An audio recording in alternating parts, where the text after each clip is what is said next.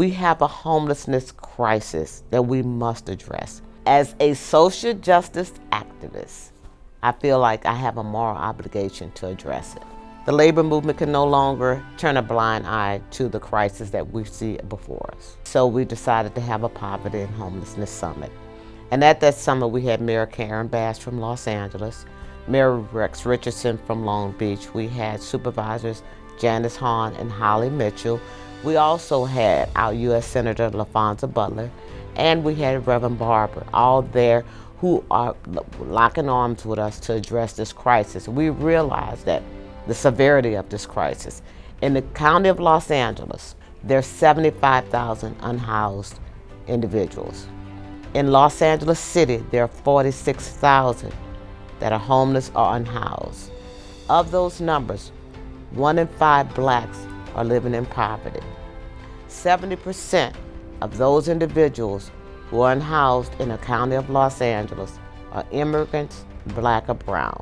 And let me say, in those numbers are many of our members. We know that many of our members are living in their cars because they can't afford to live where they work because they're not making wages. In Los Angeles County, you have to make at least $48.92 for a 2-bedroom apartment.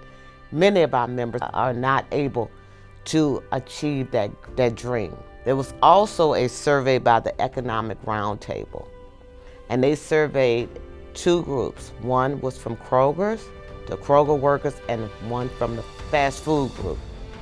15% of Kroger workers are homeless. 1 in 11 from the fast food group surveys were homeless. These are union members. So what we're saying is that if you work in a full-time job and can't afford to be housed, then what are we doing here? And that's why labor must play a role. That's why labor has to be involved in this. Let there be no question that we must lock arms with all of our stakeholders, like our community allies, elected officials, faith-based partners, and those who are directly impacted, and everyone in between if we want to solve this generational crisis, because the labor movement cannot do this alone. So this is a crisis of monumental proportion that we must address. And that's why the labor movement must be involved in this. That's why we are involved in this, and that's why the labor movement is taking the lead on this.